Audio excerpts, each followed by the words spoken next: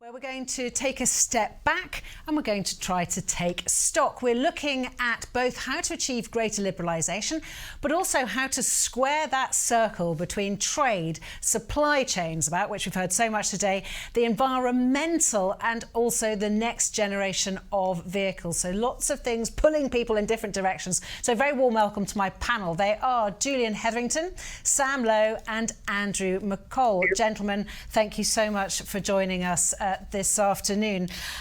Let's start with you, Andrew, and with Ford. Talk me through how you see things at a policy level when it comes to global trade at the moment. Yeah, thank you, Daisy, and thank you to you and to the SMMT for the invitation to this event. I would say a couple of things in response to that. I think that the first, main trend we've seen obviously is in response to the pandemic. We've seen, strain on the supply chain, which has, given us cause to think about, also with trade policy, how we respond to that, perhaps through onshoring, which I'm sure we'll come to and cover. But I think the second issue is, how do we see trade policy assisting and supporting the transition to electrification? And, in that, I think we see a very different supply chain in the EV world and in the ICE world. Can I check that you can hear me okay? Everything okay? I'm so sorry. I was just talking to our director there, because certainly from where I'm sitting, your line is very fuzzy. So I'm guessing people at home might be struggling to hear you. So I might see if they can help at all with the quality of your line, and just move on to my next panellist while we try and do that. Apologies if I interrupted. We'll try and get that better quality. Julian, let's talk about onshoring with you. Obviously, it's part of the government's trade agenda. There's a renewed interest in so-called onshoring, but on balance, do you see a trend for localisation of production as a good thing or a bad thing, as a problem or an opportunity? Well, I definitely see it as a good thing, but it is a bit of a challenge as well as a great opportunity for the UK. I mean, we have the benefit of the Trade and Cooperation Agreement with the European Union, which allows for bilateral accumulation of content. So that really helps us as we move on this journey. But the great opportunity for the UK is to start doing the right things in the right places in a new context, in a new paradigm, where we have to think about the life cycle carbon cost of goods as well. And when we start going to carbon content and electrified vehicles, for example, we know that there is inherently more embedded carbon today in the upstream supply chain. We can help do that as we start to build things like batteries in the UK with their upstream supply chains, which can make use of much lower carbon intensity electricity. So I think that's where the great opportunity comes, when we start to look at the life cycle cost as borne by the OEMs and ultimately by the vehicle consumers. That's where the great opportunity lies. Julian, I've now worked out that whereas I accused Andrew earlier of the problem with the sound being at his end, it's not you, it's me. I've now been told it's not you, it's us. There's something going on in our studio which is making all of you sound a bit fuzzy. Oh, I'm now being told it's going out fine. So I'm now going to ignore this problem, which we can hear, because apparently at home it's all fine. So if I ask you to repeat something, do forgive me. It's because we're having some slight local issues here. Hopefully at home you're hearing our esteemed panel absolutely fine. I was talking to Julian there about whether more local production is a good thing or a bad thing, and I think he was quite clearly saying it could be both, it could be neither. It all depends how you deal with these issues. Julian, just coming back to you on that issue for increased localisation. How do you get a more resilient supply chain and as well as sustainable energy, if that's your desired outcome? Well, I think if you look at the supply chain for the auto sector, right the way across Europe and the world, actually, it is one of the most intertwined and cross-national supply chains that you will see across any industry, with many components and systems crossing borders several times before they end up on a finished vehicle, and then the finished vehicle itself going to many destination countries. So the industry is very good at managing those complex supply chains, but the realization, I think, has emerged over the last 12 months in particular, just looking at the resilience and where you have pinch points in the supply chain. How can you manage a very resilient supply chain for some of those critical materials as we transition to new technologies? When we start looking at the principal materials that go into electric vehicles, you're looking at rare earth elements going into magnets, into commodities such as lithium and nickel going into batteries. We have the opportunity now to re-architect those supply chains from the ground up and build in natural resilience. So you will see much more of a focus on trying to establish parallel supply routes, long-term supply agreements that can avoid matters such as geopolitical and also potential climate change risk as we move forwards. And Sam, let me bring you in. Sometimes with these issues, it's very tempting to think that one size fits all, but of course life isn't that easy. And I wonder, is there a risk where if you're mixing policy instruments to promote trade, industrial and environmental objectives, whether that brings its own problems because those objectives aren't all the same? I mean, there's absolutely a risk. I'm inherently slightly sceptical about using trade policy to deliberately impose as a tool of industrial policy insofar as it's a tool of localization, because you end up with contrasting aims. Because for me, resilience is about being able to source from lots of places at once, not being reliant on one place, because if a factory goes down in one place, it doesn't matter if it's in the UK or elsewhere, it's still a problem. So I'm slightly sceptical of that, but I do think conditionality, the overlap between environment, industrial policy and trade is here to stay. And if we just think about the environmental agenda, with net zero being so prominent, concerns about level playing field, about offshoring are here to stay. And I actually think conditionality can be a tool of liberalisation or a tool of protectionism, depending on perspective. If increased conditionality, for example, asking your trade partners to abide by certain rules, allows for more liberalisation because it means domestic companies are okay with it, domestic people are okay with it, then it unlocks new opportunities. However, if that conditionality is just designed essentially to keep other people out of your market, then it causes problems. So it's not necessarily a good or bad discussion. It's very dependent on how it's being used and in what context. And so if you were to say, what's the best case scenario? So you've made it very clear that you do see inherent risks and you think sometimes these levers are the wrong levers or the wrong things to use. But what's the best case scenario? Well, it depends about specifically what we're talking about. I mean, I'm sure we'll get onto rules of origin a bit later. But if we're thinking about the UK's broader trade policy, I think it is okay for the UK to say, for example, that country X should commit to abide by its Paris commitments and deliver on them. And in return, the UK will offer tariff and quota-free access to its own market. I think that that's actually a tool of liberalisation. It helps build public support for liberalisation, and it helps ensure it's resilient over time. I'd be less confident if the UK was asking for lots on the environment side of other countries and offering nothing in return.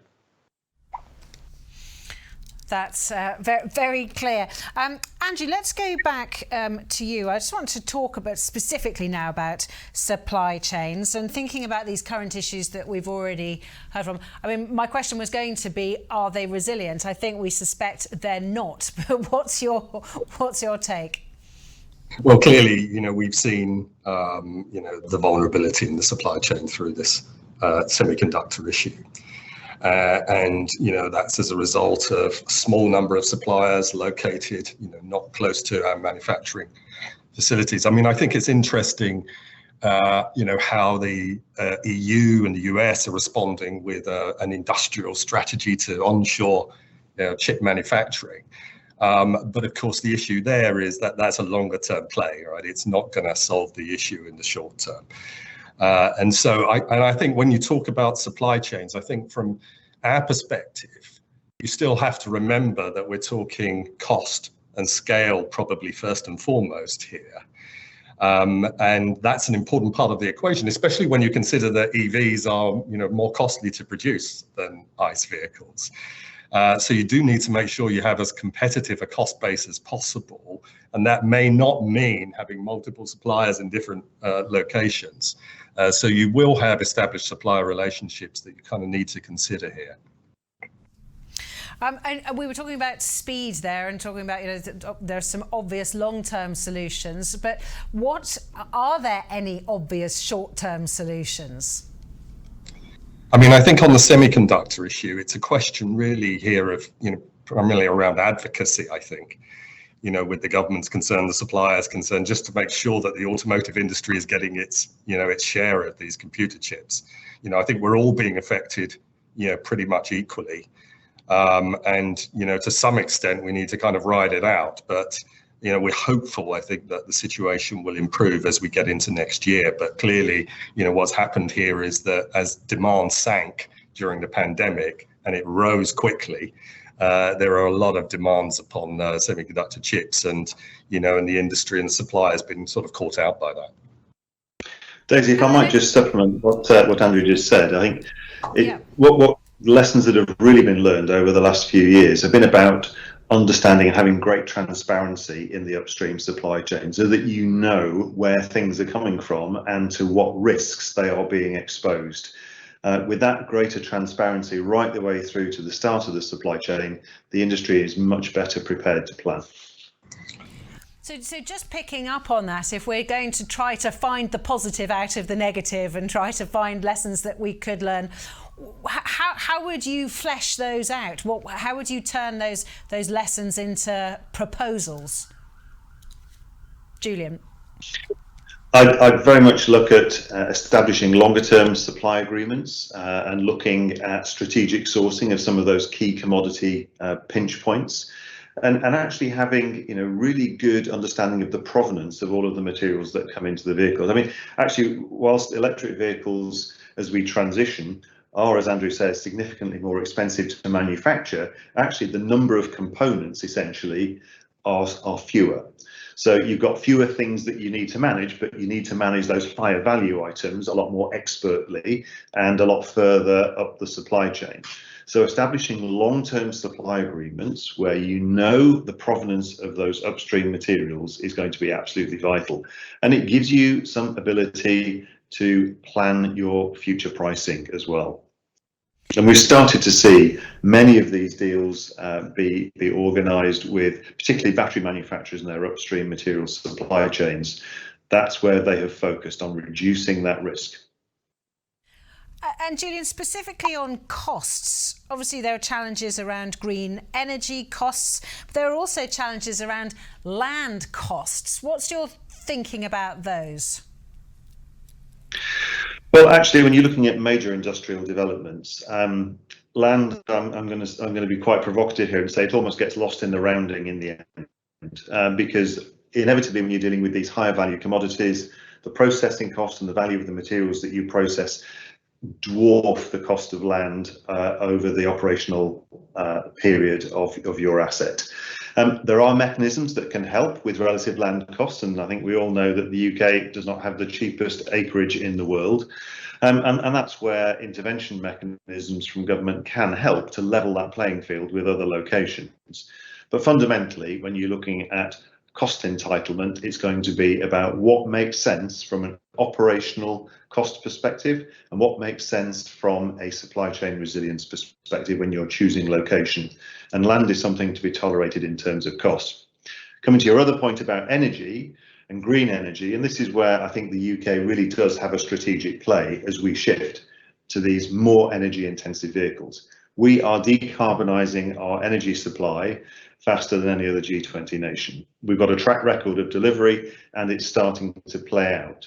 Now, we've got some transient problems at the moment around gas, for sure, but when you look at the longer term, actually our wholesale energy prices from renewables are coming down, and the latest bid prices for offshore wind, for example, where we have more offshore wind than any other nation in the world, are actually pretty low. We've got to focus on the right mechanisms to provide decent quality renewable power at low cost to these energy intensive industries to supplement the discount regimes that already exist for some of those energy intensive industries. And that's where there are some policy interventions that are required. And specifically, what policy intervention do you want to see? What would be the number one on your Christmas list? Well, I think if I had number one on my Christmas list, it would be around the concept of avoiding some of our transmission and distribution costs by having some renewables connected into, shall we say, microgrids, where you've got a concentration of suppliers all producing using energy intensive processes, using lots of electricity, have a nice microgrid, and have renewables connected in effectively behind the meter so that you have some control and you're avoiding many of those parasitic costs, if you like. You're getting much closer to the wholesale cost of generation without some of those infrastructure driven costs. It means you have to take on a bit more asset base yourself, but in the end, it makes a lot of sense because it's such a significant percentage of your operating costs. Yeah, it does make sense. Sam, I want to move on to some other measures. I want to talk specifically about things like anti-dumping, anti-subsidy tariffs, how those measures restrict imports of raw materials. Obviously we're talking about things like steel and aluminium. Talk to me about how that affects the supply chain, or how you can promote stronger domestic supply chains in those areas. Well, so this is a bit of a tricky one for the UK, because if we think that the UK now has the opportunity to develop its own approach to trade defence, so it can decide when it is in its economic interest to apply anti-dumping duties or safeguards on steel, which is important input into car manufacturing, along with aluminium. And the approach at the beginning of the year was going to be fairly technocratic. It was going to be evidence-based. It was going to be left to the Trade Remedies Authority to make recommendations to the Secretary of State based on potential harm to UK domestic industry and also the economic interest of the UK as a whole. And then the Secretary of State would sort of say yes or no. But of course, politics quickly intervened. And in one of its first investigations into the safeguards applied to imports of steel from China, the Trade Remedies Authority recommended scrapping a load of them, and then the domestic steel industry got very angry about that, and then the government had to introduce emergency legislation overnight to allow it to edit the Trade Remedies Authority's recommendations. So you've instantly got a politicised process, and now of course some of the downstream companies are now challenging this decision because they're saying actually it damages them. So all of a sudden, we've gone from a potentially very technocratic and nice situation to the politicised environment we were already very familiar with in Europe. So the UK had an opportunity to do differently, but so far it seems not to be. Right, so perhaps that one not quite hit the target. Andrew, let's talk. Let's move our attention on to the UK-EU TCA. Obviously, it's come up, many times already today. But from where you sit, what do you see as the opportunities and perhaps challenges of that deal? Well, first of all, the fact that we actually have a deal, we should remember that, because actually sometimes I think we forget. This time last year, we were all sitting around talking about fish quotas and wondering whether this deal was going to actually get done. But of course, we do have the deal, and that gives us a platform, on which we can build. So I think that's a positive. I think the big issue, the big challenge is around, battery electric vehicles now. And in particular, how are we going to ensure that we have locally originating battery cell manufacturing and EV manufacturing? And I think that's going to be the absolute key, because, that's going to be needed, of course, to trade tariff-free in electric vehicles. From 24 onwards, and then it tightens from 24 and then from 27 onwards. So I think for me, that's the most significant, challenge that we see coming. And of course, that then links on to the other elements of what do you need to do to accelerate the transition to electrification. And that means an industrial strategy, which I think we've already started discussing. How do you attract investment from battery cell manufacturing and so on, both in the UK and the EU. And it means things like consumer incentives to encourage the uptake of electric vehicles. And of course, it means rolling out charging infrastructure. So I think you need to be looking at all of those things as part of your plan and your strategy, to take advantage of the opportunity provided by the UK-EU TCA on this area. time-wise, there isn't a lot of time to get those supply chains sorted, is there? No, I mean, and I think that's why you're seeing a lot of activity in this area. You know, there's going to be a very significant, I think, expansion in battery cell manufacturing in the UK and the EU in the coming years, and I'm sure that there'll be a lot of activity, you know, over the next couple of years, as you know, manufacturers seek to, you know, get themselves in a position where they can meet this really growing demand. So yes, it is happening quite quickly. But one thing I just add, one point I would just add to that, though, that I think is important, is that we should understand that the TCA provisions require for essentially the active cathode material up to be originating in either the EU or the UK by 2027. So you can fulfill these requirements if you source it from the EU. So the UK and EU are actually in competition with each other here to a degree to be the final destination for this investment. And what's going to be the impact of that competition? Government subsidies, I imagine. Driving massive investment actually in the production of active cathode material, because today most of the active cathode material in the world is made in Asia. There are some facilities in Europe, but nowhere near enough for the forecast demand by 2025 even, let alone 2027 and 2030. So it is having the effect of driving inward investment in the wider European region to meet that forecast demand. And it's not as if it's a commodity buy either. It's a very technology specific buy. So you're seeing development agreements start to emerge, partnerships, strategic partnerships start to emerge, maybe even co-investments for that part of the upstream supply chain, extending right the way through into things like upstream nickel and cobalt supply chains as well. And that's going to be crucial because some of these upstream elements of the supply chain actually take longer to build out than making battery factories. If you're looking at nickel refineries, they've got a longer lead time, for example, than making a battery factory.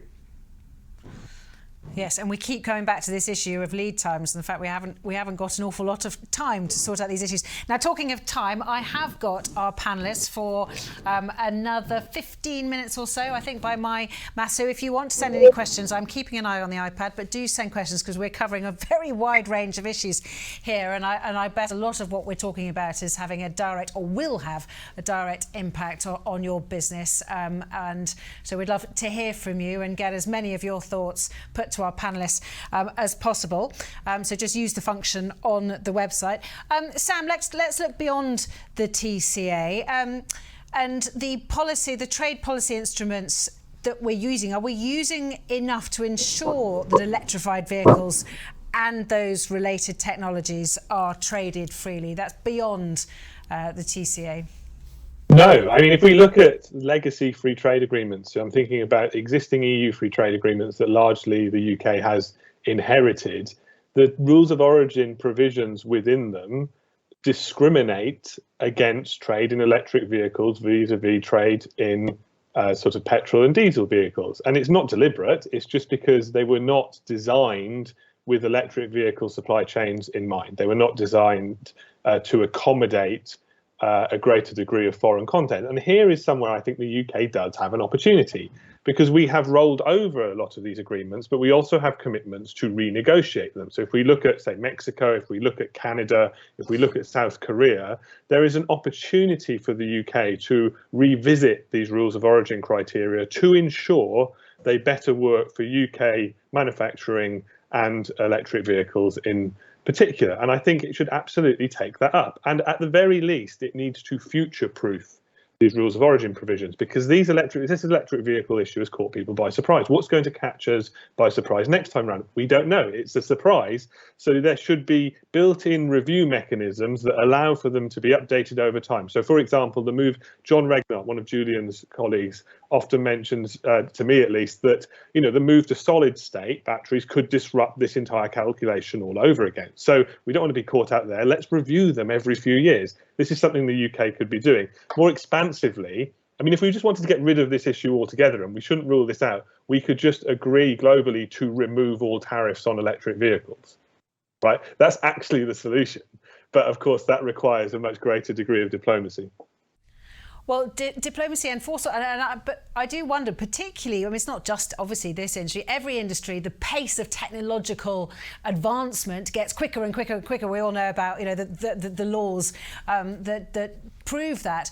And so is there any set of tariffs or trade agreement that could future-proof something in this world of high-changing technology? I mean, just coming back to your point, Sam, I mean, you sort of were saying there, it's not going to be possible because it would take such an enormous push of diplomacy and cooperation globally. But people must be able to see that the current situation is a nonsense. Well, I'm not saying it's not possible. It's probably not possible to do quickly. Right. There are discussions internationally on environmental goods agreement. They've sort of gone quiet for a while, but it could come back. And as part of that, you could absolutely decide that trade in electric vehicles was tariff-free no matter where happened, and that would, for most people, resolve the rules of origin issue. There are actually still rules of origin issues related to trading, not under a free trade agreement. But let's just put that aside for now. You can sort that out too. But so it can be done. It just requires foresight and willingness. I don't think. Sorry, just to add, I don't think that's realistic, Sam. I don't. Realistically. You have a number of things operating in parallel here, and we talked about the industrial, benefits that countries are seeing as a result of EV manufacturing, and I don't think you're going to see those set aside, for that goal. Whilst it's a worthy aim, of course. I agree, which is why I think in the meantime the UK should review its existing rules of origin and its trade agreements to make itself more appealing as a trade partner vis-a-vis the EU, because the EU has these legacy agreements that don't necessarily help that much. Yeah, and the one thing I was going to add there, I take the point there, and one thing I was going to add is that, the UK does have an advantage now that it can move quite quickly on trade agreements. It can move more quickly than the EU with its processes that are in place. So in theory, there's an advantage there, although of course they've lost the scale of being part of the EU. Mm-hmm. But nevertheless, that is something I think that the point you make is why not use that to encourage the transition to electrification. This is something that's come up again and again today, and it's sort of, I mean, I hate the expression, but it now sounds like a no-brainer. When we've been talking about this issue, and so many industry members have been talking about it today, and as you said, it is meant to be the point that we're meant to be very fleet of foot. So is it the fact that message hasn't landed with the policymakers? Is it the fact that the pandemic has put too much other stuff in their in trays and these issues aren't being coped with? Why hasn't this issue been sorted out? Well, maybe I'll offer a first thought on that, and yes. Some other views. I mean, I think that, first of all, we have to say it is recognised within the UK-EU agreement. So we do have a specific arrangement now to support and encourage, the electric vehicles. So we do have that. I think then, there's a question of bandwidth. The UK is conducting a number of trade agreements now, and Sam knows more about this than I do. But, and I think, we hope that as they go through those, for example, the Mexico agreement, there's an opportunity there to make sure that, again, you're using the provisions of that to encourage the trade in electric vehicles. So I think that is being done. I mean, and I think on the EU side, we've seen actually a slowdown in the development of new trade agreements for a whole host of reasons. And I think they certainly also in the EU need to look at, well, what can they do to speed that up and give renewed impetus to that programme. Sam, I want to bring you on to carbon border tax mechanisms, and I want to compare the EU's carbon border adjustment mechanisms to America's, to the United States as well. So just before we move on to questions, just how do you see those areas at the moment, and are they leading to trade distortions? Well, the carbon border adjustment mechanism, the EU's one, and the big difference between the EU and the US is the EU proposal exists, whereas the US one doesn't. It's just sort of like a hypothesis. So the EU's carbon border adjustment mechanism is one of the most interesting things, to me at least, in world trade at the moment, in that they're going to actually go forward with this idea that the embedded carbon within products can be subject to an additional charge. and we can have an entire discussion on the process they're proposing, the complexities there. But it looks like it's going ahead. And in terms of how this impacts the car industry, it's largely around upstream costs at the moment, because the EU's proposal covers steel, aluminium, fertilizer, cement, electricity. It doesn't cover finished goods or complex finished goods. But it does mean that, for example, potentially producing a car in the EU could be more expensive if you are reliant on steel from countries that are subject to the carbon border adjustment mechanism, which creates the possibility of carbon leakage in the automotive sector, potentially to countries like the UK. And this, it's sort of an interesting thought experiment, because then you think, well, what does the EU do next? And the answer is it extends the carbon border adjustment mechanism to finished goods. So, and it extends it to cars. And then all of a sudden it leads the car industry actually having to work its way through this process. So I think it's coming. I don't necessarily think it's coming quickly, but it's something that the industry is really going to have to wrestle with. And of course, as ever, if you can produce less carbon intensively, you might be at an advantage vis-a-vis your competitors. Yeah, I think just to add to Sam's point, what we're seeing is a gradual shift in the points of arbitrage about where things are manufactured and which processes are done in which locations. We're seeing a shift away from, traditionally lower labour rate economies into processes that are inherently higher skilled, lower labour content, but process more expensive goods using more energy. And that will gradually, frankly, improve the UK's chances of industrialising many of these upstream supply chains, because the arbitrage points are changing. Chat up to questions from the audience, because I can see we've had, quite a few coming in. Question here for Julian. This is from Ian Henry from Auto Analysis. So thank you, Ian, for your question. Sam Lowe, says Ian, just pointed out how the EU and UK were competing for cell production investment. Given that batteries are already imported fully assembled for Mini, and the same will likely happen for the electric vans to be made at Ellesmere Port, the same thing could happen for other VMs. What's the real rationale, asks Ian Henry, behind the belief that batteries will be made here in significant volume, especially given the fragmented nature of demand with different batteries required by different VMs? Julian. Well, actually, that's a challenge that we're trying to address head on with products and policy interventions such as the Automotive Transformation Fund. Actually, if you looked at it with the logistics hat on, finished batteries, they're actually quite expensive things to move around, and they're also very high value items. So the opportunity to localize and import materials or build materials closer to where those cells are manufactured and where they get integrated into vehicles is really quite key, and you will reduce the upstream carbon emissions of the logistics chain as well in doing so. To overcome, because a centre of gravity started to establish in parts of Central Europe, and that's why we've been trying to accelerate building some of that capacity in the UK. And by the way, I should remind everyone on the call that Europe's first gigafactory was actually that supports building the Nissan Leaf. So we have a head start. And what we're doing now effectively is catching up. And we've seen the first of those large scale announcements come with their subsequent factory for around 9 gigawatt hour over the next few years. And actually, we believe we need about 90 gigawatt hour by 2030 per annum. So that is coming. It is coming, and it's going to be driven effectively by the cost structure. And as we move towards a more closed materials economy, where we have to embed recyclate into finished batteries as well. And shifting end-of-life batteries cross-border is a little more problematic. So lots to do on the battery front. Thank you so much, Julian, there. Quick question for Sam that's come in. Sam, should trade policy also have clear stipulations for ethical sourcing of raw materials, or should industry lead on that issue?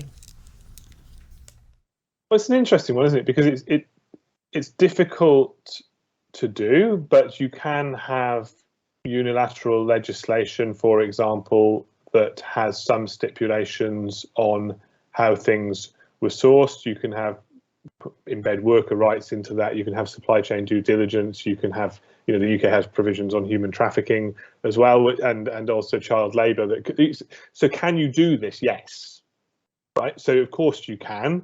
It potentially makes things more expensive, but price isn't everything. Sometimes you do things because it's the right thing to do. So the UK could do that in terms of its unilateral trade policy. I'm not sure how that would work so much in an FTA context, in that, I mean, if we're thinking about sort of raw materials, they're not really largely that tariffed unless we're talking about trade defence instruments anyway. So I'm not sure where the leverage is. But yes, it's something the UK could and probably should be considering. And if the UK were to go down that route, it would potentially create opportunities for domestic suppliers of certain things, for example, lithium in Cornwall, which is the one you always seem to hear about. Sam, thank you. Now, I'm going to ask the last question. We've just got a couple of minutes, and I'm going to ask all three panellists to answer it. And apologies in advance, it's a biggie. So this question has come in saying, what's the capacity for businesses to handle the new Brexit complexities that are to come? 2021 full rules of origin declarations, 2025 border strategy, potential regulatory divergence. So the question is, how long can companies sustain such changing circumstances? And let's start with Julian. Well, I think it's pretty much do or die. There is no option, and it will happen. And the industry is very good at reacting to regulatory pressures and to procedural pressures, and it will just adapt.